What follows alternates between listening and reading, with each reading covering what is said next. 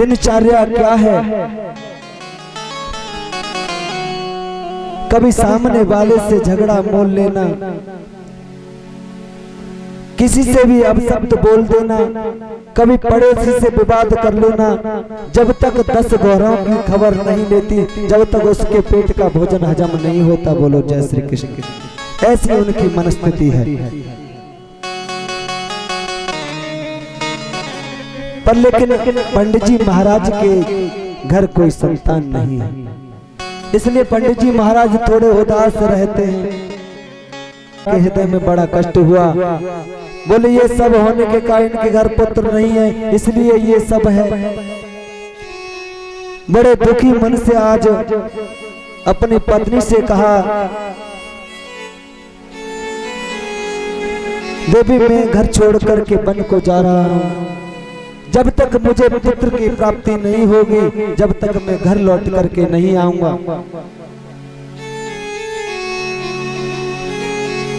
तो आज वह ब्राह्मण दूसरों के ताहने को सुन करके, दूसरों के कट वचनों को सुन करके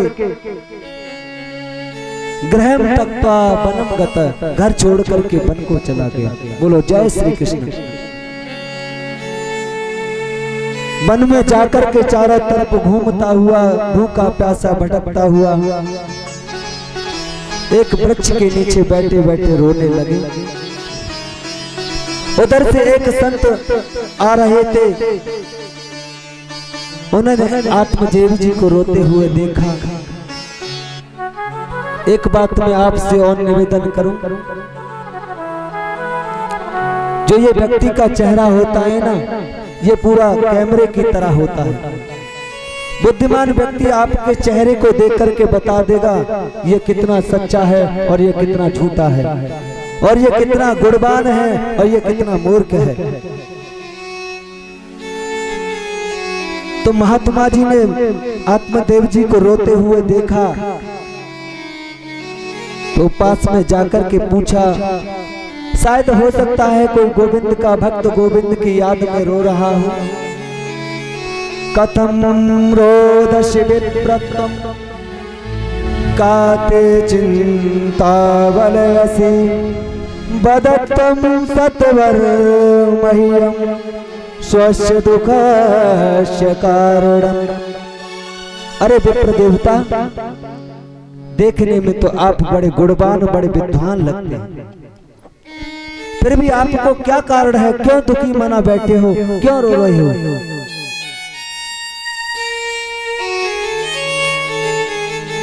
तो आत्मदेव जी बोले, महाराज मेरे कोई पुत्र नहीं है, मेरे घर गाय है वो भी बच्चा बच्चिया नहीं देती, मेरे घर तुलसी का बिरला लगाता हूँ, रोज उसे जल डालता हूँ, रोज जल देता हूँ, फिर भी सूख जाती है। मैं जब अपने पुत्रों की ओर देखता हूँ तो ऐसा लगता है उनके नेत्रों से आंसू बह रहे हैं क्या। मैं बड़ा हवागा हूँ, बड़ा, क्योंकि मेरे यहाँ संतान नहीं है। आप ऐसी कोई कृपा कर दो जिससे मेरे घर भी संतान, मुझे भी संतान की प्राप्ति हो जाए। तो महात्मा जी बोले, क्या करोगे संतान का। एक बात ये बताओ, जिनके पास संतान है उनके पास कितना सुख है। अरे मान लेते हैं संतान होती तो अच्छा था, नहीं हुई तो डबल अच्छा है।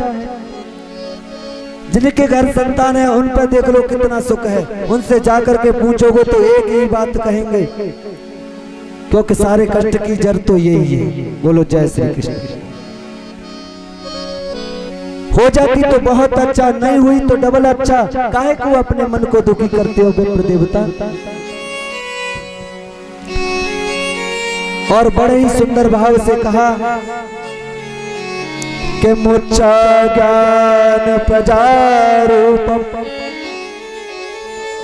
बलिष्ठा कर्मणो गति विवेकम तो समासाध्य त्याज्य संसार वासनम इस संसार की सारी वासनाओं को छोड़कर तुम तो केवल गोविंद का भजन करो, क्योंकि अनन्य ममता विष्णु ममता प्रेम संगीता भावेव सांद्रात्मा बुद्धे प्रेम धत्ते। अगर ममता संसार से होगी तो भटकाएगी, फंसाएगी और दुनिया के चक्कर में फंसा देगी, ऐसा कि पुनरप जननम पुनरप मरणम पुनरप जननी जठरी सहनम। अगर यही ममता हमें गोविंद के चरणों से हो जाए तो वही मुक्ति का मार्ग खोल देती है, परमात्मा की प्राप्ति करा देती है। इसलिए हे विप्र देवता, इस संसार से ममता ना करके गोविंद से प्रेम कर ले।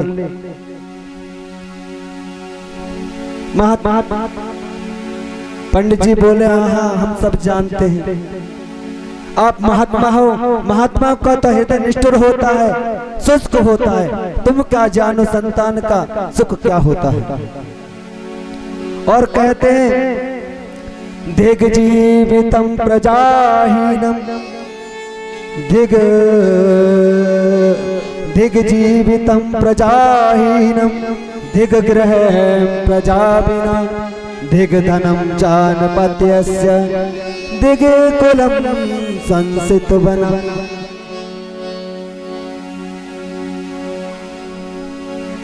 जिस घर में संतान नहीं होती उस घर को धिक्कार है, क्योंकि कितना भी धन हो उसे बरतने वाला नहीं हो तो उस धन का क्या महत्व। अब मैं कितनी भी अच्छी कथा आपसे कहूं, आपको सुनाऊं, जब तक कथा को सुनकर के आपको आनंद नहीं आए तब तक मेरा सब कहना व्यर्थ है। बोलो जय श्री कृष्ण। कितना भी आप धन को इकट्ठा कर लो, जब तक उसे भोगने वाला कोई नहीं है वो धन का इकट्ठा करना सब बेकार है। दिग ग्रह प्रजा बिना, वो राजा कैसा जिसकी कोई प्रजा न हो। और कहते हैं दिग कुलम संसित बना, जिसकी संतान नहीं है वो कुल धिक्कार है उस कुल को। बोले बाल कृष्ण लाल की जय। और कहने लगे, मैंने सुना है, मैं शास्त्र के विद्वान हूँ और मेरे गोविंद का वचन है कि मोर वचन पढ़े जावै फीका, मोर वचन पढ़े जावै फीका, मोर वचन पढ़े जावै फीका, मोर वचन पढ़ जावै फीका। वचन पातर के लिखा, संत वचन पाथर की लिखा, मोर वचन पढ़ जाएगा। मेरे गोविंद का वचन है कि मेरा वचन व्यर्थ जा सकता है लेकिन मेरे संत का वचन व्यर्थ नहीं जा सकता। इसलिए हे भगवान, आप कोई ऐसी कृपा कर दो कि जिससे मेरे घर भी एक संतान की प्राप्ति हो जाए, मुझे भी संतान सुख मिले। तो महात्मा जी ने एक क्षण के लिए अपने नेत्रों को बंद करके देखा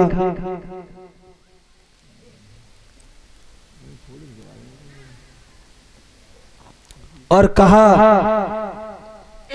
सप्त जन्मावधि तब पुत्रो नैवच नैवच। हे विप्र देवता, आपकी एक जन्म की तो बात नहीं, क्या आपके तो 7 जन्मों तक पुत्र नहीं है। अब तो पंडित जी ने सुना कि 7 जन्मों तक पुत्र नहीं, अब तो धरती से मुड़ मार मार कर रोने लगे। बोलो जय श्री कृष्ण। महात्मा जी पकड़ने गए, अरे क्या करते हो पंडित जी, अरे क्या करते हो। अरे महाराज, अभी तो मुझे 1 जन्म का दुख था, आपने 7 जन्म की बताकर मेरा दुख 7 गुना कर दिया, अब मैं जीवित नहीं रह सकता। मैं आपके सन्मुख इस जमीन में, इस धरती में अपना सर पटक पटक कर मर जाऊंगा, पर लौट के घर नहीं जाऊंगा और इसका कलंक तुम्हें ही लगेगा। बोलो जय श्री कृष्ण। अब महाराज जी बोले अच्छे भले हम यहाँ आए, क्योंकि हमने तो सोचा कोई भगवत प्रेमी होगा, शायद भगवान से मिलने की याद में रो रहा होगा। हमें क्या पता था कि ये दुनिया का प्रेमी है, हमें भी फंसा दे। क्योंकि भगवत भक्तों के पास में बैठोगे तो भगवत गुणानुवाद ही सुनने को मिलेगा। इसका प्रमाण आप सब लोग देख ही रहे हैं और आप समझ लो। बोलो जय श्री कृष्ण। तो महाराज जी अच्छे पसे बोले आपका वचन व्यर्थ नहीं जा सकता। मैं जानता हूँ आप तब तक के विद्वान बड़े ही उच्च कोटि के संत हैं। जब तक आप आशीर्वाद नहीं दोगे, जब तक मैं ऐसे ही जमीन में सर मारता रहूंगा, आपके सामने ही अपने प्राणों को त्याग दूंगा। महात्मा जी बोले बड़ा अनर्थ हो जाएगा हमारे कारण, हमारी किसी वाक्य का कारण किसी विप्र का हत्या हो जाए, कोई आत्महत्या कर ले, ये बड़ा कष्ट की बात है। ब्रह्म हत्या लग सकती है। तो महात्मा जी ने कहा हम तो केवल गोविंद से प्रार्थना कर सकते हैं, क्योंकि संतों के पास तो केवल गोविंद से प्रार्थना है। अगर उन्हें कुछ दे दो तो परमात्मा तेरा भला करेगा। पर वो संत का वाक्य होता है, संत कुछ भी कह दे परमात्मा को पूरा करना ही पड़ता है। तो भगवान का ध्यान करते हुए जैसे ही दोनों हाथों को जोड़ करके महात्मा जी ने हाथों को फैलाया तो उनके हाथ में एक फल आ गया। बोलो जय श्री कृष्ण। और महात्मा जी ने कहा परमात्मा ने आपकी प्रार्थना स्वीकार कर ली और आप ये फल ले जाकर के अपनी पत्नी को खिला देना। गोविंद ने चाहा तो आपकी पत्नी के 9 मास पर्यंत, 9 मास उपरांत 10वां मास जब आरंभ होगा तो आपकी गर्भी संतान उत्पन्न होगी। बोलो जय श्री कृष्ण। एक बात मैं आपसे निवेदन कर दूं, मैं बहुत कथा को बड़ा ही संक्षेप में करके चल रहा हूं, क्योंकि मेरी कथा में थोड़ा विस्तार हो जाता है, क्योंकि मैंने ज्यादातर विदाउट संगीत की कथा की है। तो मैं तो कितना भी कथा बोलती रहूं, एक संक्षेप में थोड़ा सा याद आ गया है तो मैं कह दूं, आपसे निवेदन करूं। अगर किसी के पास संतान नहीं है, मैंने ऐसा संतों से सुना है, अगर किसी संत ने आपको आशीर्वाद दे दिया, जैसे आप ज्योतिषी को दिखाने गए, उसने कह दिया कि भाई आपके जीवन में संतान सुख नहीं है। अगर किसी संत को जाकर के आपने दंडवत प्रणाम किया और अगर उस संत ने कह दिया कि पुत्र बती भव, तो आपके पुत्र अवश्य होगा। इसलिए मेरा सबसे एक ही निवेदन है, हमें किसी के गुण और अवगुणों से मतलब नहीं है। अन्य से दोष गुण चिंतन मास मुक्ता, सेवा कथा रसमहो निरंतरा पवंत। देखिए किसी संत से कोई छोटी गलती हो जाए तो हम सभी संतों को बदनाम करते हैं। अरे मनुष्य ही तो है, दिख गया तो कोई बुराई की बात नहीं। अरे विश्वामित्र थे, हजारों वर्ष तपस्या करने के बाद भी भटक सकते हैं, तो ये तो कलयुग का बहुत बड़ा प्रभाव है। इस समय तो 1 महीने भी सदले आदमी तो लाखों वर्षों की तपस्या हो सकती है, क्योंकि एक बार नाम लेने से भवसागर को पार कर सकता है, तो 1 महीने सदने से क्या लाखों वर्षों की तपस्या नहीं हो सकती। इसलिए मेरा केवल कहने का निवेदन इतना है, सदा संतों का सम्मान करना चाहिए, उनका आदर करना चाहिए। अरे हमारे पास तो कुछ है तो सेवा कर दो, पर उनसे अनर्गल वाक्य नहीं करना चाहिए।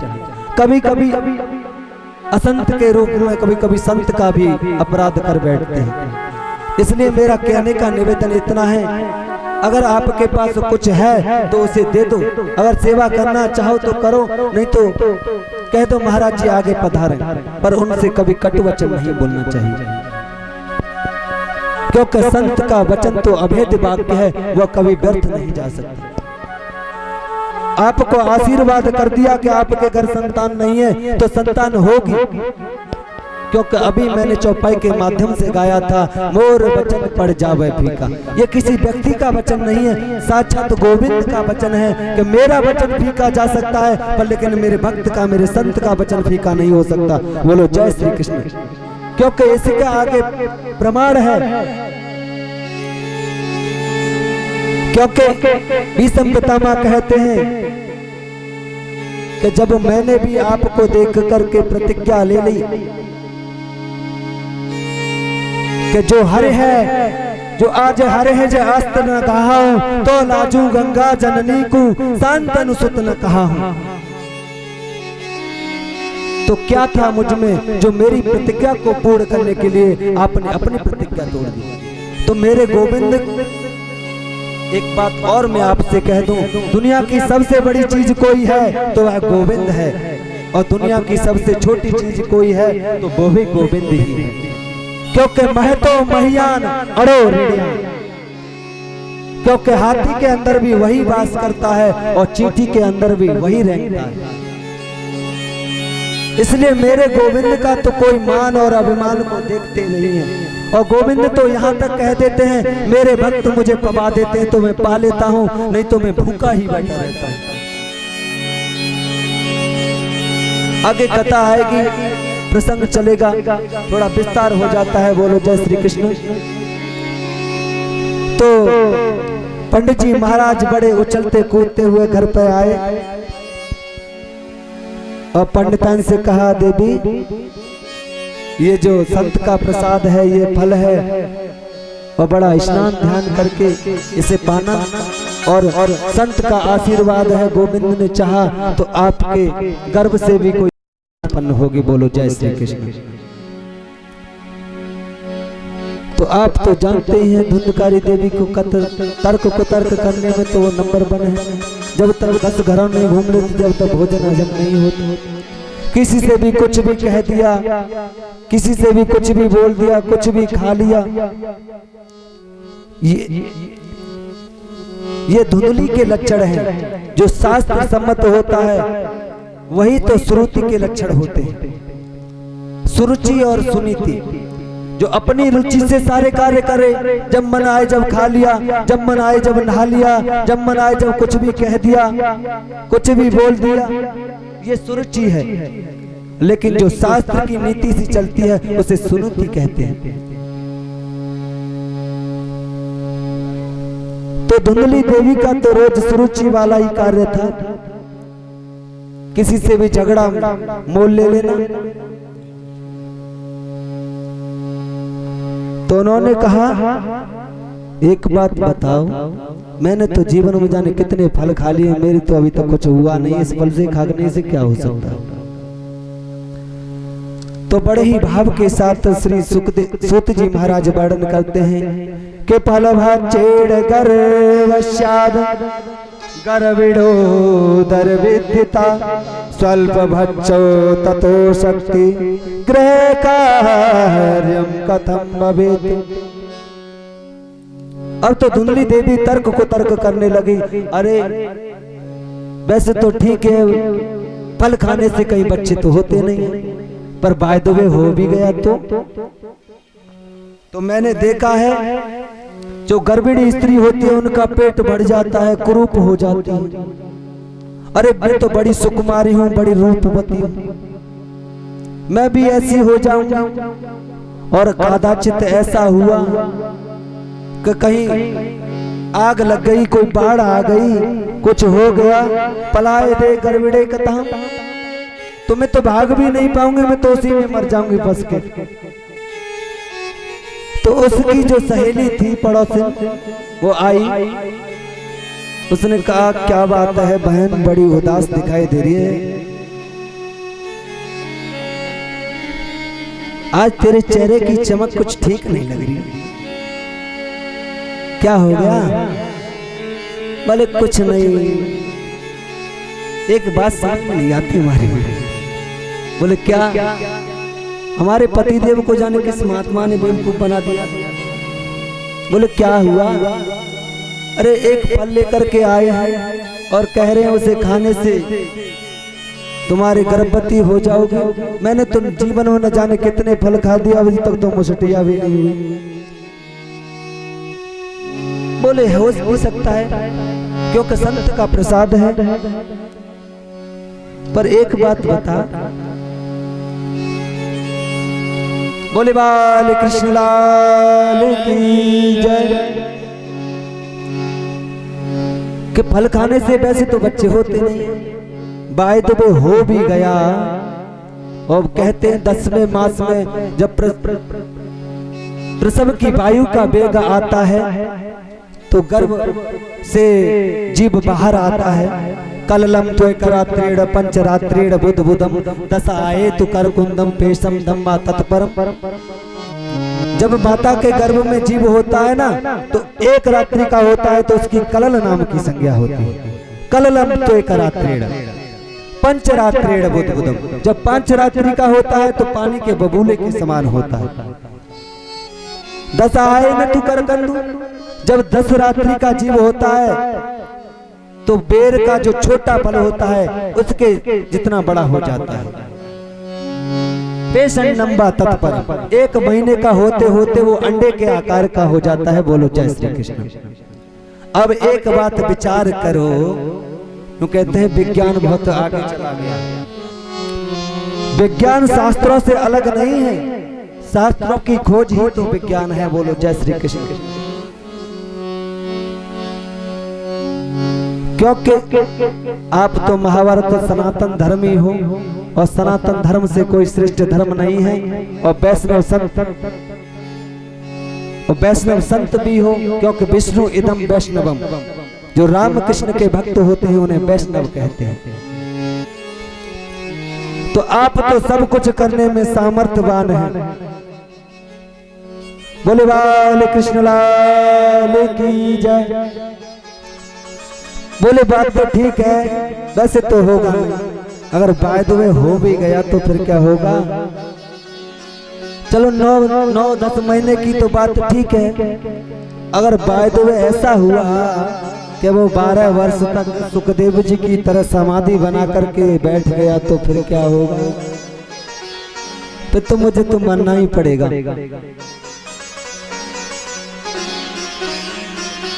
और मैं तो बहुत सुकुमारी हूँ। लालने पालने दुख्यम प्रसूताश्च वर्तते। माता को लालन पालन में भी बड़ा कष्ट होता है, ये आप सब लोग जानते हैं। और मैं तो बड़ी सुकुमारी हूँ, इन कष्टों को कैसे सह पाऊंगी? बोले उसकी सहेली बोली तुझे खाना है तो खा ले। अब इसमें हम क्या कह सकते हैं? मैं तो अपने घर चली, तेरी इच्छा हो वैसा कर। तो फिर क्या हुआ? वो तो घर चली गई। वो तो अब उसके मन में यही लगा हुआ है खाऊं या नहीं खाऊं। बाद में सुखदेव जी की तरह हो गया, 12 वर्ष तक ठहर गया। ये सारी बातें सोच ही रही थी तो उसके पास उसकी बहन घूमने के लिए आई। उसने कहा दीदी क्या बात है, तुम तो आज बड़ी उदास दिखाई दे रही हो। बोले उदास क्या, तुम्हारे जीजा जी जाने किसने बेवकूफ बना दिया है। वो तो ऐसे ही घूमते रहते हैं, कुछ जानते कुछ है नहीं। किसी महात्मा ने फल दे दिया है और कह दिया इसे खाने से तू गर्भवती हो जाएगी। एक बात तो मैं तुमसे कहूं, जहां खाने वाले हैं वहां तो खाने के लिए कुछ नहीं है, और जहां खाने के लिए सब कुछ है वहां खाने वाला नहीं है। तेरे पास तो 8-9 बच्चे हैं। बोले बाल कृष्ण लाल की जय। एक बच्चा मुझे दे दे, मैं तुझे अपने पति से बहुत सारा धन दिलवा दूंगी। तो तो वैसे भी वो तो यही चाहती थी कि एक पुत्र यदि इसके घर पहुंच जाए तो इसकी संपत्ति भी मेरी हो जाए। बोले ठीक है, पर एक बात बताओ, इस फल की कैसे परीक्षा लें कि फल खाने से भी बच्चे होते हैं या नहीं। तो क्यों ना हमारे घर एक गौ माता है, इसे इस फल की परीक्षा को करने के लिए उन्होंने गौ माता को उस फल को खिला दिया। और जैसे ही अब तो वो गर्भवती होने का बहाना करने लगी। बोले बाल कृष्ण लाल की जय। भगवान नारायण आपके समक्ष प्रकट हुए हैं। एक बार जोरदार करतल ध्वनि से उनका स्वागत करेंगे। बोले सत्यनारायण भगवान की जय।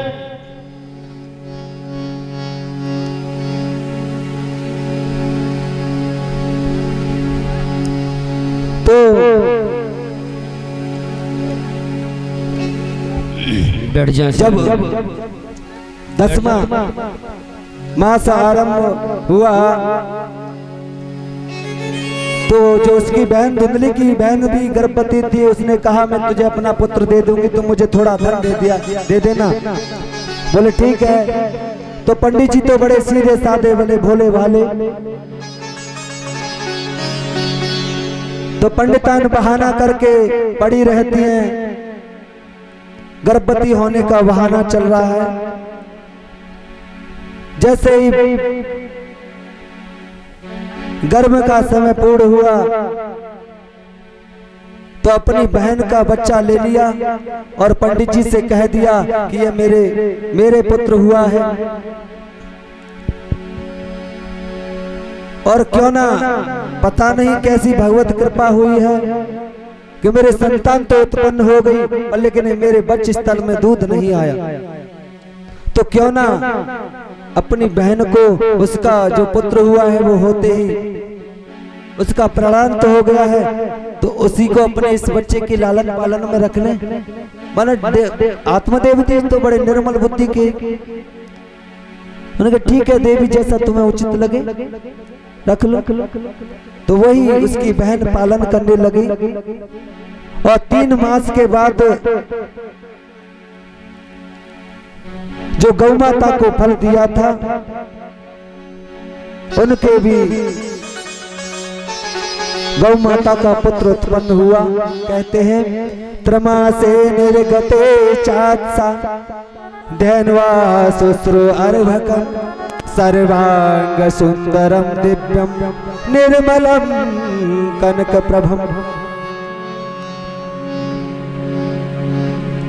गौ माता के गर्भ से जो बालक प्रकट हुआ है उसका शरीर सर्वांग सुंदरम दिव्यम निर्मलम कनक प्रभम। उसका शरीर इतना सुंदर है, स्वर्ण की तरह चमकता है, बड़ा तेजोमय है। उसका अंग अंग सुंदर है, लेकिन उनके जो कान है ना वही गौ के जैसे कान है। तो जब ये बच्चे बड़े हुए तो इनका नाम हुआ और लोग बड़ी सराहना करते हैं। अरे कहाँ तो पंडित जी के पास एक भी संतान नहीं थी, देखो प्रभु की लीला तो देखो के भाग्योदयो धुना जात आत्मदेवस्य पश्यता धैन्वा बाल प्रसूतस्य देवरूपित कौतुकम। अरे देवताओं की माया तो देखो, कहाँ हमारे पंडित जी के पास एक भी संतान नहीं थी, आज तो उनकी गौ माता ने भी मनुष्य के बच्चे को जन्म दिया है। अहो भाग्य। बोलो जय श्री कृष्ण।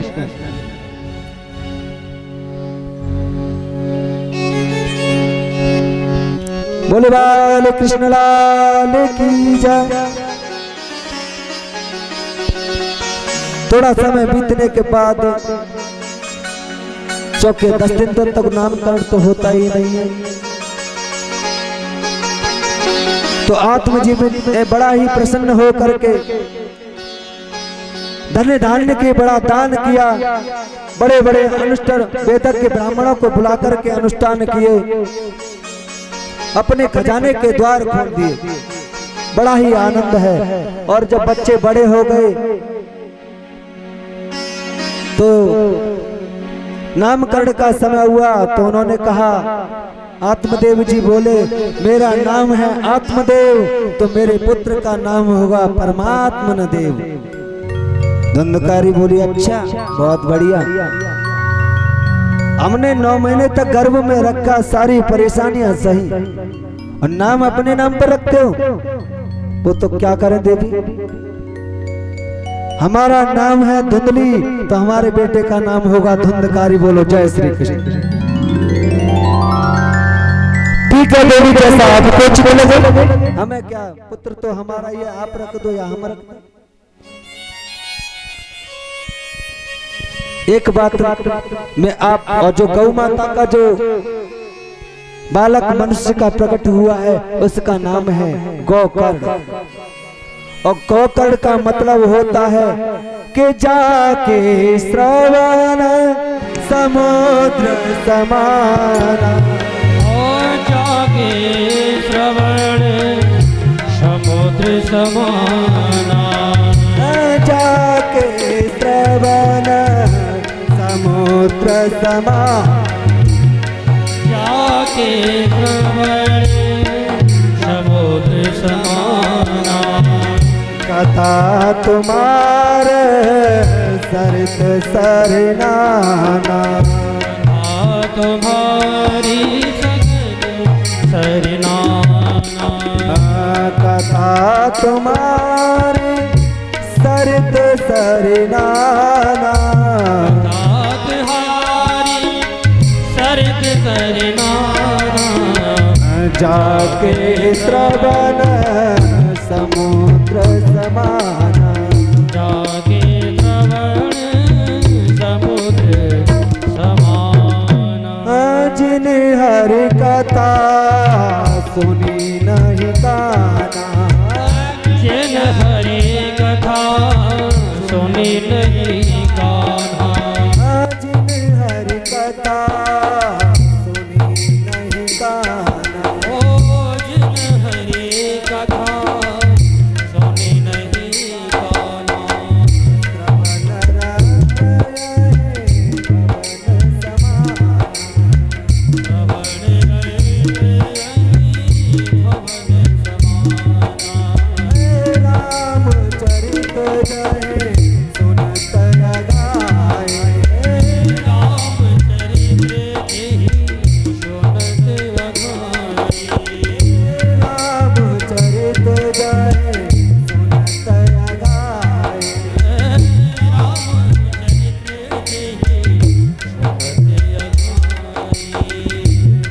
विशेष जात हनाए, रस विशेष जात बनाए,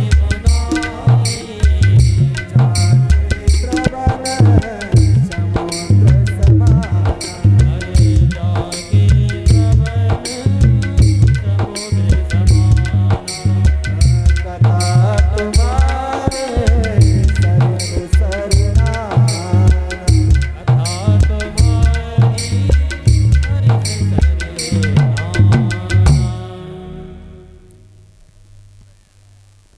जाके श्रवण समुद्र समान, जो गोविंद के गुणानुवादों को सुनोकर के कभी अघाता नहीं है, उसी का नाम तो गोकर्ण है। बोलो जय श्री कृष्ण।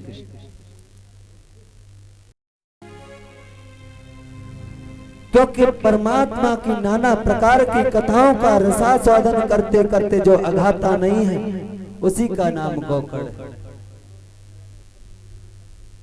गोकर्ण पंडितों ज्ञानी धुंधकारी महाफल। जब बच्चे बड़े हुए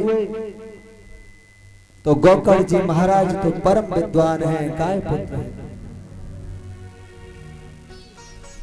जो आत्मदेव जी का जो पुत्र है धुंधकारी, वो बड़ा ही खल है, बड़ा ही दुष्ट है। अब तो दुष्ट होते हैं तुम्हें तो मालूम, कभी किसी से झगड़ा करना। एक बात मैं आपसे और निवेदन करूं, जिनके घर इकलौती संतान होती है, एक पुत्र होता है, उन माता पिता को अपनी संतान का विशेष ध्यान रखना चाहिए। कभी कभी लाड़ प्यार में हम इतना अपने बच्चों को बिगाड़ देते हैं कि मरने पर भी उतारू होना पड़ता है। तो आत्मदेव जी इन बातों पर थोड़ा ध्यान नहीं दे पाए। अब बच्चा कंचा खेल रहा है, गोली खेल रहा है, थोड़ा बड़ा हुआ जुआ खेलने लगा, क्योंकि जुआ खेलने लगा तो धन हार गया। अब हार गया तो टेंशन दूर करने के लिए तो कुछ तो पीना तो पड़ेगा ही। अब पिएगा तो फिर लड़ेगा, लड़ेगा तो पिटेगा या पीटेगा। बोलो जय श्री कृष्ण। अब तो किसी से झगड़ा करने लग गया, किसी से मारपीट करने लग गया। और क्या हुआ, कभी माँ को मारने लगा कि धन दो, कभी पिताजी से अभद्रता से बोलने लगा, चोरी करने लगा, माँ से बच्चड़ करने लगा। एक दिन आत्मदेव जी अपने कक्ष में बैठे बैठे रो रहे हैं।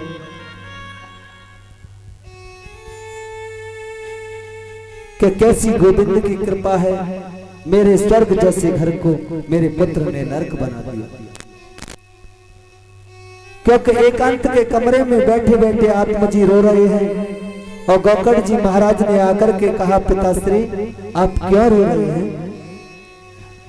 क्योंकि गोकर्ण जी महाराज भी आत्मदेव जी को पिताजी ही कहते थे, क्योंकि उन्होंने ही तो पालन पोषण किया था। क्योंकि जन्म देने वाले से पालने वाले का अधिकार श्रेष्ठ होता है। बोलो जय श्री कृष्ण।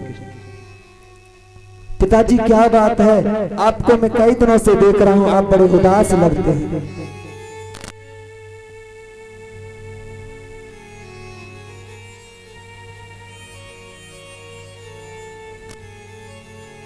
तो कहने लगे, गौपुत्र मेरे स्वर्ग जैसे घर के मेरे पुत्र धुंधकारी ने नरक बना दिया। वो ब्राह्मण होकर के मांस बचड़ करने लगा, मदरा पीने लगा। किसी कोने में मांस के टुकड़े पड़े हैं, किसी कोने में पौआ के पैकेट पड़े हुए हैं। बोलो जय श्री कृष्ण। कहा मेरे घर में हनुमान चालीसा का पाठ होता है, हनुमान जी विराजमान है, देवी देवताओं का अनुष्ठान होता है। कहा आज मेरे घर में मांस के टुकड़े और हड्डियां पड़ी हुई हैं, मेरे स्वर्ग जैसे घर को नरक बना दिया। मैं करूं तो क्या करूं गौपुत्र, मैं वन में जाऊं तो जाऊं कैसे, मेरे मन में प्रबल वैराग्य नहीं है, और घर में रहूं तो रहूं कैसे, घर को मेरे पुत्र ने नरक बना दिया। अब एक बात बताओ, कहा तो आत्मदेव जी पुत्र के लिए वन में जाकर के आत्महत्या करने जा रहे थे, आज पुत्र की वजह से आत्महत्या करने जा रहे हैं। इसलिए किसी भी परिस्थिति में अपने मन को उदास मत होने दो, क्योंकि ना भोक्तम छीजते कर्म जन्म कोटि सतैरपि अवश्यमेव भोक्तव्यम कतम कर्म शुभाशुभम्। हमारे जीवन में दुख आता है वो भी हमारे कर्मों से ही आता है, और हमारे जीवन में किसी भी प्रकार का सुख आता है वो भी हमारे कर्मों से ही होता है। बोया पेड़ बबूल का तो आम कहां से हो, इसलिए हर परिस्थिति में मुस्कुराओ। हमें कष्ट मिल रहा है, हमारा ही कोई ना कोई ये कर्म है।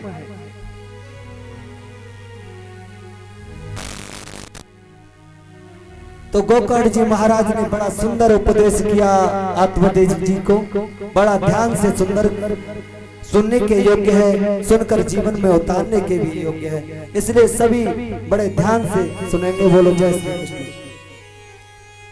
गोकर्ण जी महाराज कहते हैं, पिताजी आशा ही तो सबसे बड़ा दुख है। कि शास्त्रों में कहा है आशा किसी से नहीं करनी चाहिए। आशा ही परमम दुखम नैराश्यम परमम सुखम इते संचित कांतासम सुखम सुस्वापि पिंगलम। आशा ही व्यक्ति का सबसे बड़ा दुख है, और संसार से वैराग्य मतलब अपने आप को निराशित कर लो कि मुझे कुछ नहीं चाहिए, तो इससे बड़ा कोई सुख नहीं है। क्योंकि जब आवे संतोष धन सब धन धूरि समान, क्योंकि संतोष से बड़ा कोई धन नहीं होता। बोले बाल कृष्ण लाल की जय। और गोकर्ण जी महाराज ने बड़ा ही मार्मिक उपदेश किया है।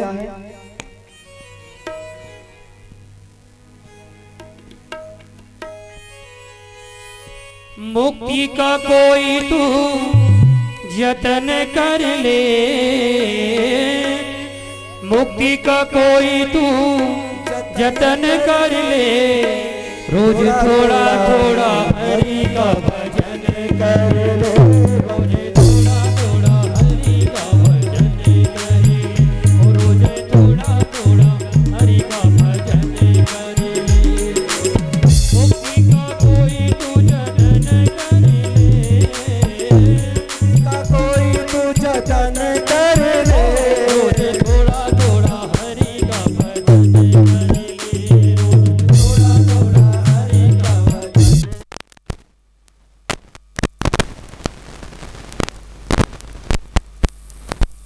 सुख पाएगा, भक्ति करेगा तो बड़ा ही सुख पाएगा, भक्ति करेगा तो बड़ा ही सुख पाएगा। और भक्ति से आत्मा का मैल छूट जाएगा, इससे आत्मा का मैल छूट जाएगा, इससे आत्मा का मैल छूट जाएगा, भक्ति से आत्मा का मैल छूट जाएगा। ओ आत्मा के साथ रमण कर ले, आत्मा के साथ रमण कर ले, ओ आत्मा के साथ रमण कर ले, रोज थोड़ा थोड़ा हरि का भजन कर ले, हाँ रोज थोड़ा थोड़ा हरि का भजन कर ले, रोज थोड़ा थोड़ा हरि का भजन कर ले। हो संगत कर अच्छे लोगों की, संगत कर अच्छे लोगों का, संगत कर अच्छे लोगों की, संगत कर अच्छे लोगों को, दवा मिल जाएगी सभी रोगों की, मिल जाए सभी लोगों मिल जाए सभी रोगों की, मिल जाए सभी लोगों की। जिंदगी को अपनी चमन कर ले, जिंदगी को अपनी चमन कर ले, जिंदगी को अपनी चमन कर ले, जिंदगी को अपनी चमन कर ले, रोज थोड़ा थोड़ा हरि का भजन कर ले, ओ रोज थोड़ा थोड़ा हरि का भजन कर ले। प्रेम से बोले सभी हरि बोल हरि बोल हरि बोल हरि बोल, हरि बोल हरि बोल हरि बोल हरि बोल। ओ हरि बोल हरि बोल हरि बोल हरि बोल, हरि बोल हरि बोल हरि बोल हरि बोल। ओ हरि बोल हरि बोल हरि बोल हरि बोल। हरि बोल हरि बोल हरि बोल हरि बोल।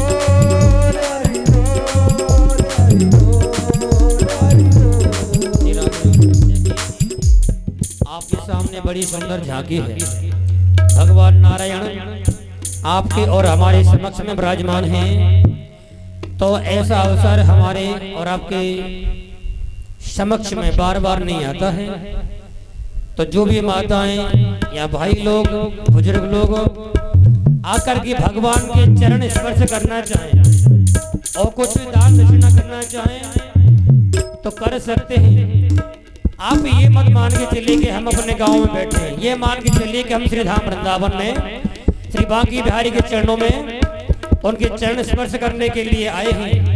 तो इसीलिए एक एक करके सभी लोग आए और भगवान के चरण स्पर्श करते रहे और दक्षिणा भी करते रहे।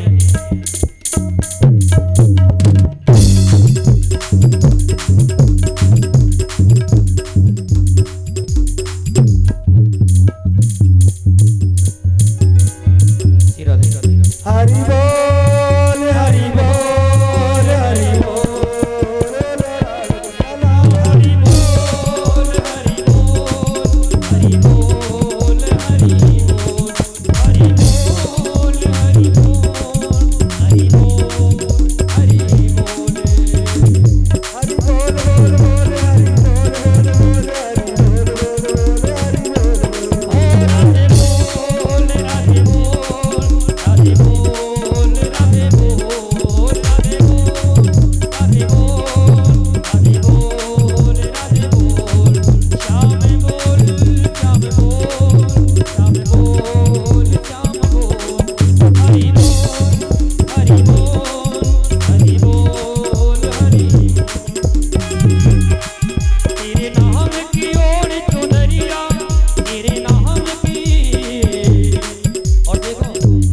वृंदावन में जब कथा होती है ना, चाहे संकीर्तन हो चाहे गजू हो, धार्मिक कार्य, तो हमारे यहाँ पर माताएं और भाई लोग तब बहुत नाचते हैं।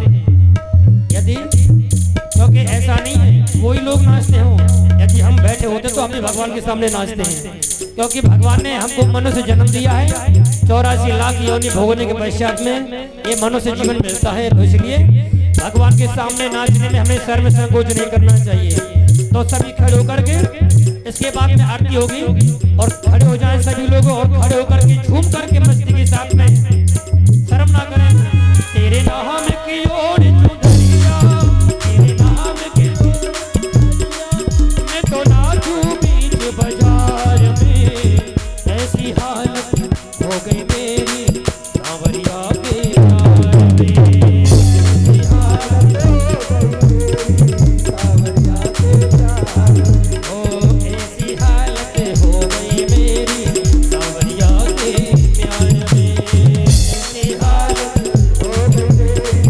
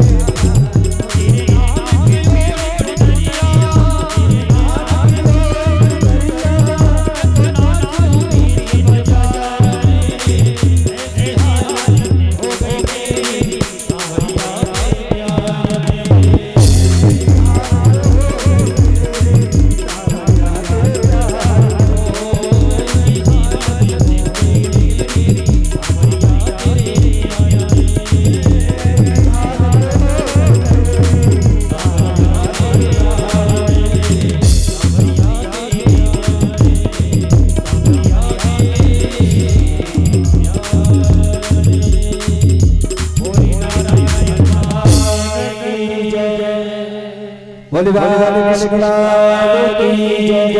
सभी भाई बंधु माताओं से अनुरोध है अपने यथास्थान अपनी जगह पे बैठ जाए। अभी कथा तो अभी होगी, अभी तो आरती होने के बाद फिर थोड़ी सी कथा के बाद जब ब्राह्मण आ गया बोलो जय जय कृष्ण।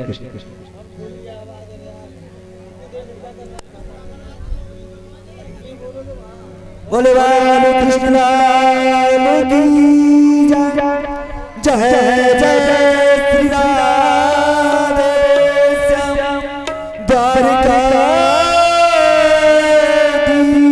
की जय।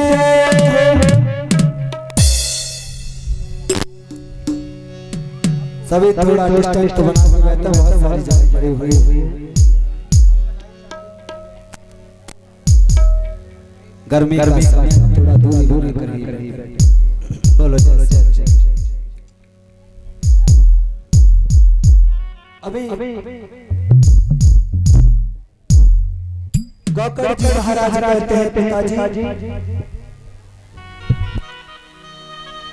देह सीमान सरोदरे अभिमति तजत्वा जाया सुता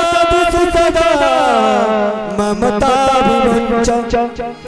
आशान जगदं क्षणभक्तिनिष्ठं वैराग्य रसिको भवभक्तिनिष्ठं। जब तक इस शरीर को आत्मा मान करके बैठे, जब तक देहात्मा हमारी प्रवृत्ति बनी हुई है, जब तक तो यही कष्ट पाना है। ये जो पांच धातुओं का शरीर है, चित्त जल पावक गगन समीरा पंच रचित अद्भुत शरीर। ये जो पांच धातुओं से रचित जो शरीर है वो मैं नहीं। पहले इस बात को जीवन में उतारना पड़ेगा। तो मैं क्या हूँ? मैं तो शाश्वत अविनाशी, जिसे आग जला नहीं सकती, वायु सुखा नहीं सकती, कोई अस्त्र से काट नहीं सकता। मैं तो परमात्मा का अंश आत्मा हूँ। आत्मा न जजान मनुष्य नेदते सो नाचियते सवन बुद्धि विचारणा सर्वत्र शास्त्र नपायो बलविद्यमात्मं प्राण प्राणे यतेन्द्रिय बलेन विकल्पितम्। आत्मा कभी मरती नहीं, आत्मा का कभी जन्म नहीं होता। जब तक देहात्मा अभिमान बना हुआ है, जब तक तो आपको कष्ट भोगना ही। आप आज कथा सुन करके जाओ, एकांत में बैठो और अपने मन में विचार करो कि मैं क्या हूँ। अगर मैं आँख हूँ तो आँखें अंधी हो जाती हैं, मैं उन्हें रोक नहीं पाता।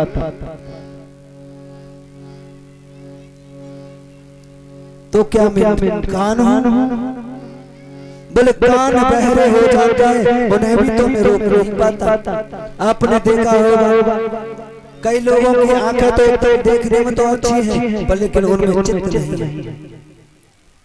आपने और भी लोगों को देखा होगा कान तो देखने में सुरक्षित है, लेकिन वो सुनने वाली शक्ति नहीं है। यही बात ध्रुव जी महाराज ने कहा था कि हो तप्रविश्य मम वाचमिमां श्रुतं संजीवयत किल सात्तर सुधाम अन्नस्तहस्त चरणश्रवणत्वादि प्राण नमो भगवते पुरुषाय तुभ्यम्। परमात्मा शरीर होने पर जिस हमारी इंद्रिय की शक्ति को लेकर के उसमें विराजमान नहीं होते, तो इंद्रिय होने पर भी वह कार्य नहीं कर सकती। बोलो जय श्री कृष्ण। तो क्या मैं नासिका हूँ? कभी कभी ऐसा भी होता है कि कई लोगों को देखा होगा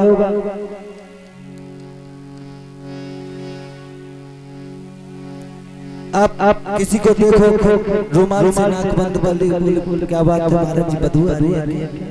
बोले हाँ, तो उसने भी बंद कर ली। मैंने पूछा आपने कल बोले महाराज जी मेरी नाक तो परमहंस हो गई है, न तो बदबू आती है न खुशबू आती है, पता ही नहीं चलता क्या होता है। पर लोग ये न पहुंचे कि बदबू में भी नाक बंद नहीं करता, इसलिए आपको देखो नहीं। तो कभी कभी नाक होने पर भी ये श्वान इंद्री सूंघना बंद कर देती है। आपने देखा होगा सर्दी जुकाम हो जाता है तो नाक सूंघना बंद कर देती है। तो क्या मैं ये शरीर हूँ? अगर मैं शरीर हूँ तो ये मर जाता है, मैं इससे रोक तो नहीं पाता। तो फिर मैं क्या हूँ? क्या पत्नी मेरी है? अगर पत्नी मेरी है तो शादी से पहले तो पता नहीं था कहाँ रहती थी, कौन। अगर ये बच्चे मेरे हैं तो बनने के बाद कोई पूछता है पिताजी आप सुखी हैं या दुखी हैं?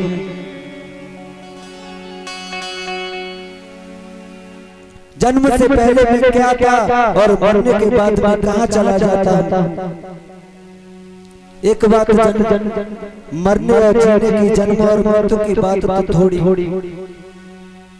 दूर की बात है, बड़ा लंबा डिफरेंस है, बड़ा लंबा समय है। आप एक बात बताओ, जब सो जाते हो तब कहाँ चले जाते हो? हम अगर जागे हुए हैं, हमें अगर सांप दिख जाए तो 120 डिग्री बुखार चढ़ जाता है और हम सो रहे थे, सांप हमारे ऊपर हमें मालूम। किसी ने कहा अरे महाराज आज तो हम मरते मरते बच्चे। बोले क्या हुआ? बोले हम सो रहे थे और पंखा गिर गया। किसी ने पूछा तुमने गिरने क्यों दिया? अरे महाराज जी हम तो सो रहे थे। तो एक बात विचार करिए कि सोने के बाद हम कहाँ चले जाते हैं? जितना भी इस दुनिया का चक्कर है, ये मेरी पत्नी, ये मेरे पुत्र, ये मेरी माता, ये मेरे भाई, ये जागने के बाद और जागने से पहले, सोने से पहले। न तो सोने के बाद कोई चक्कर है और न जागने से कोई चक्कर है।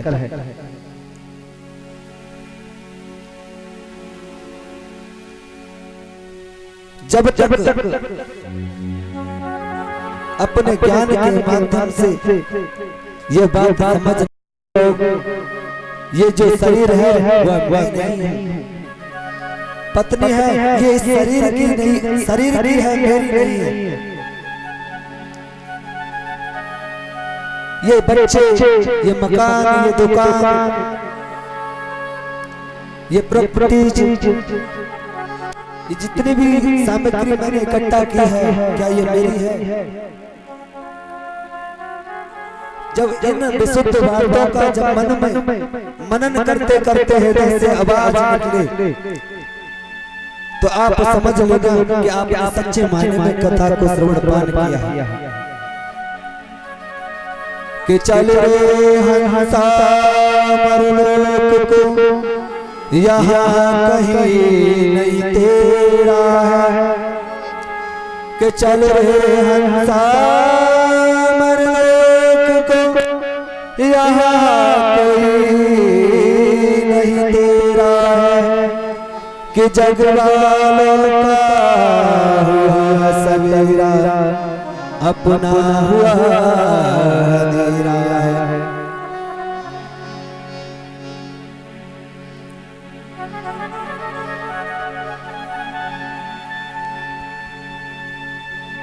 धर्म मजत सततम तुजलोक धर्मा से वश्य साधु पुरुषार्थ जय जय।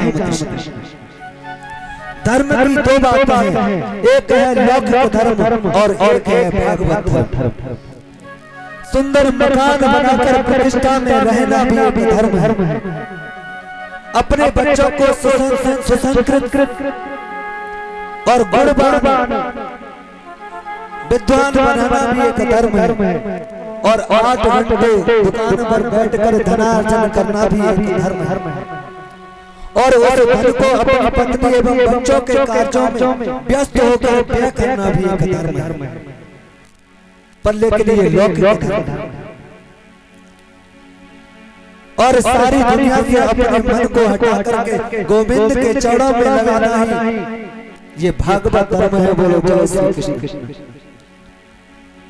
क्योंकि लोग कहते हैं कि मेरे तो गिरधर गोपाल, इतना ही कहते हैं केवल, क्योंकि कहना तभी सत्य माना जाता है जब उसे अपने जीवन में उतार लिया जाता है। बोलो जय श्री कृष्ण। लोग तो कोई भी कहता है कि गोविंद मेरा है, क्योंकि मीरा की वाणी को सभी ने सुना है, पर आगे की पंक्ति को कोई नहीं कहता कि मेरा तो गिरधर गोपाल, दूसरों न कोई, जाके सिर मोर मुकुट मेरो पति सोई। कहते देते हैं कि गोविंद मेरा है, पर कहते हैं पत्नी भी मेरी है, बच्चे भी मेरे हैं, ये घर भी मेरा है। ऐसे परमात्मा मिलने वाला नहीं। परमात्मा को पाने का एक सर्वश्रेष्ठ साधन है। गोविंद का स्वयं का वाक्य है। गोविंद कहते हैं अगर मुझे पाना है तो एक ही चीज हो सकती है, या तो दुनिया को पाले या मुझे पाले। मुझे पाना चाहता है तो दुनिया को छोड़ना पड़ेगा, और मुझे छोड़ना चाहता है, अगर दुनिया को प्राप्त करना चाहता है तो मुझे छोड़ना पड़ेगा। कि प्रेम गलियत साकरी जामे दूर समाए। बोले बाल कृष्ण लाल की जय। जब पीता तब हरे नहीं, अब हरे हम नाए।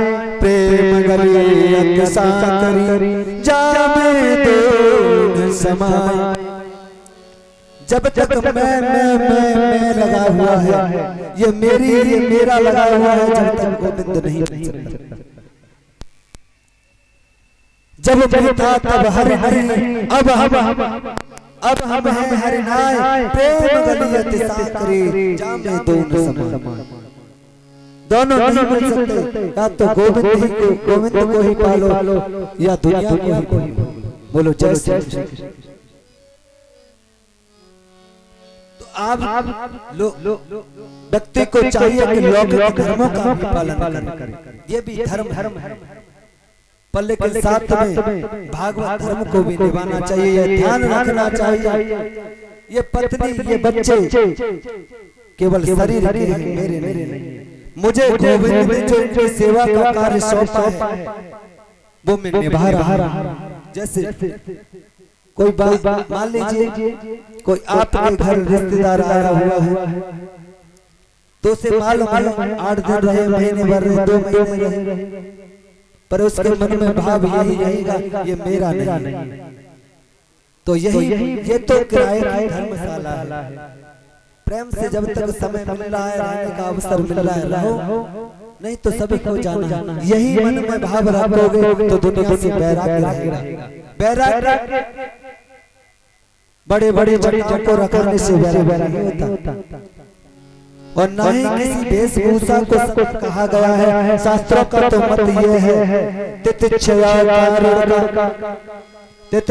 कारुणिका स्वद सर्वदेहिना अजात शत्रु शांता साधव साधु भूषण। साधु किसी वेशभूषा को नहीं कहते, किसी वस्त्र से साधु कोई साधु नहीं हो जाता, बड़े बाल बनाने से भी कोई साधु नहीं होता। जिसके अंदर साधुओं के 8 लक्षण है, तितिक्षया कारुणिका स्वद सर्वदेहिना अजात शत्रु शांता साधव साधु भूषण। सच्चे माने में तो साधु उसे कहे। अगर ये 8 प्रकार के लक्षण किसी बच्चे में है तो वह सत्य है, किसी स्त्री में भी है वो सत्य है, किसी पुरुष में है वो सत्य है। बोले जय श्री कृष्ण। और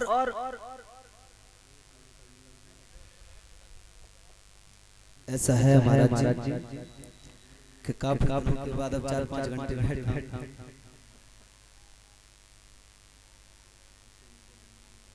बोले बाल कृष्ण लाल की जय। बोले राधा रानी सरकार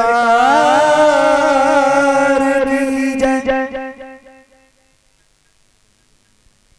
तो गोकर्ण जी महाराज कहते हैं पिताजी घर छोड़ करके वन में जाने से भी मुक्ति मिलने वाली है। अगर वन में जाने से मुक्ति मिल गई होती, परमात्मा की प्राप्ति हो गई होती, तो शेर का तो जन्म वन में होता है। अरे गिरधर तो जन्म ही वन में लेता है, फिर उनकी क्यों नहीं मुक्ति हुई? आप कैसे हो जाए? क्योंकि मुक्ति तो केवल मन से होती है, मरने से भी व्यक्ति मुक्त नहीं होता, चाहे सैकड़ों बार क्यों न मर जाए। मरने से व्यक्ति मुक्त नहीं होता, मुक्त तो केवल मन से होता है। क्योंकि शास्त्रों का ऐसा मत है कि मनाएव मनुष्याणां कारणं बन्धमोक्षयो बद्धन्तो के मनाएव मनुष्याणां कारणं बन्धमोक्षयो बद्धन्तो विषयासक्तं मोक्षं निर्विषयं मनः। जब तक हमारा मन विषयों के प्रति आसक्त है, ये मेरी पत्नी है, ये मेरा बेटा है, ये मेरी बेटी है, ये मेरी संपत्ति है, तो हम बंधे हुए। जब हमारा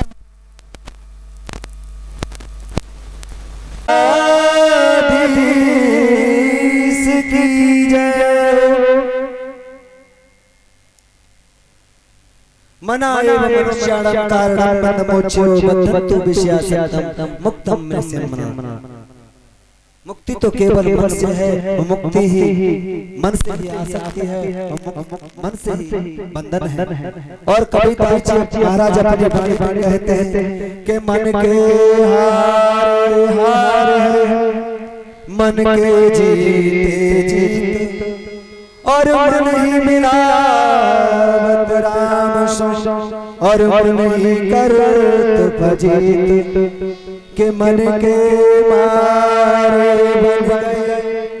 बन तज बस्ती माही कहे कबीर मन लालच ये कहूँ रतना।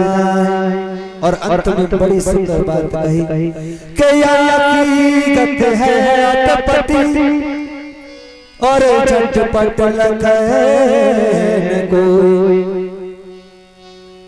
और जब मन की खटपट तो झटपट दर्शन हो। जब तक मन की विकृति सत्कृति में परिवर्तन नहीं होगी, जब तक तो जीवन में भटकना ही है। बोलो जय श्री कृष्ण। और कहते हैं पिताजी आप गोविंद की भक्ति मन से नहीं कर पाते, क्योंकि मन को लगना बड़ी बहुत कठिन बात। क्योंकि अर्जुन भी गीता में यही टुकड़ा लिखते हैं कि चंचल मही मना कृष्ण प्रभात मन बड़ा चंचल है, बड़ प्रभाती है। जैसे कोई वायु को अपनी मुट्ठी में बंद नहीं कर सकता, वायु रूप सुदुष्कर्म, ऐसे मन भी बस नहीं होता। तो कहते हैं कि आप मन से गोविंद की भक्ति नहीं कर पाते तो तन से ही कीजिए, क्योंकि उनकी सेवा का ऐसा परिणाम प्रमाण है।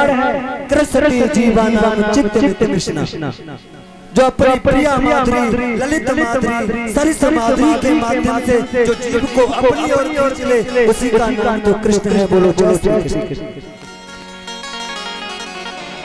और बड़ी ही सुंदर बात बताते हैं गोकर्ण जी महाराज के अन्नस्य दोष गुण चिंतन मास मुक्ता सेवा कथा रस हो नितराम। आप तो इतना कीजिए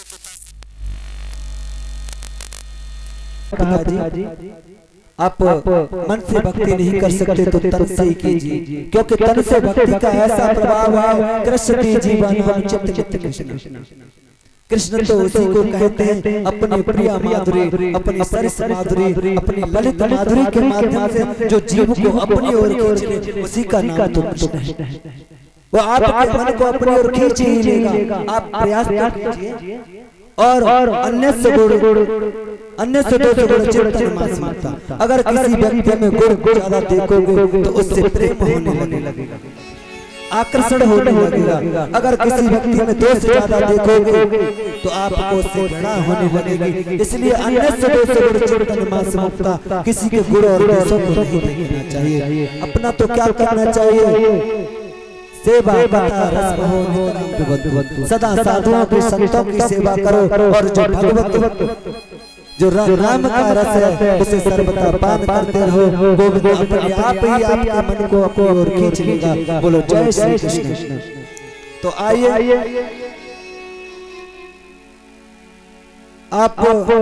मैं आपसे थोड़ा सा निवेदन कर दूं, अगर थोड़ी कथा सुनने की और इच्छा है, यहाँ भगवत कृपा से और आप लोगों के आशीर्वाद से शब्दकोश की तो कोई कमी है ही नहीं। और आपके समय का विशेष ध्यान रखते हुए मैं कह रहा हूं, अगर कथा और सुनना चाहते हैं 1 घंटे तो हम कथा सुनते रहेंगे। और अगर कहें आपको कथा को अभी विराम देके कल सुनाना तो जैसी आपकी इच्छा हो वैसा किया जाए। बोलो जय श्री कृष्ण।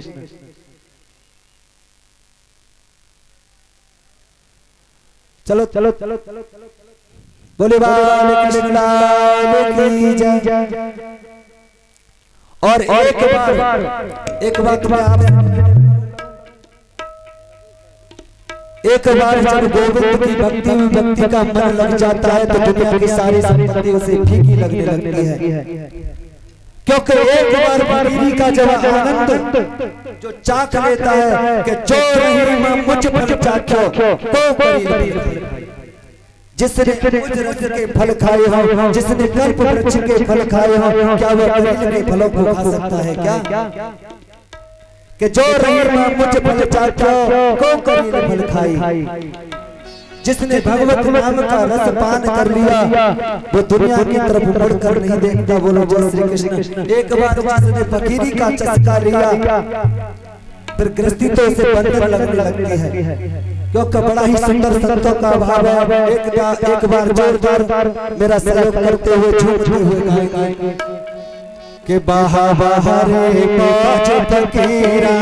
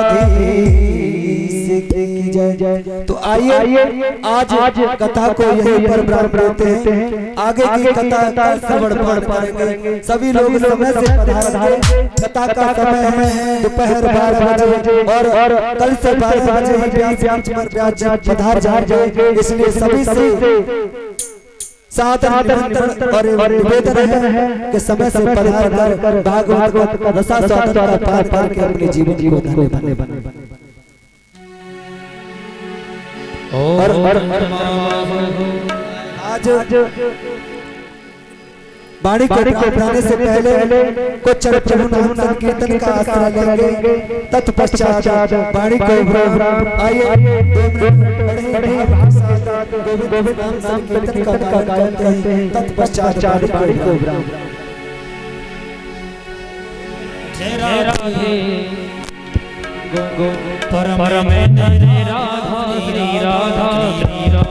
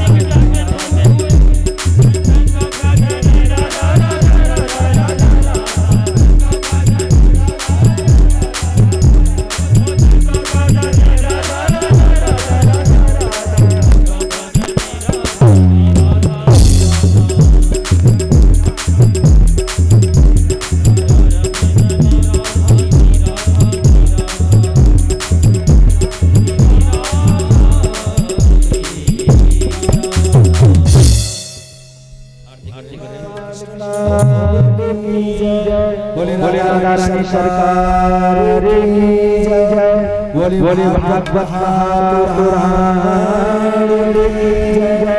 बोले सरकार की जय। बोले सनातन धर्म की जय, बोले गौ माता की जय, बोले श्री तुलसी महाराज की जय, बोले राजा महाराज की जय, बोले हरिचंद्र महाराज की जय, बोले भगवान की जय, बोले भगवान की जय, जय जय जय श्री राधे श्याम, जय जय जय श्री राधे, जय जय जय श्री राधे।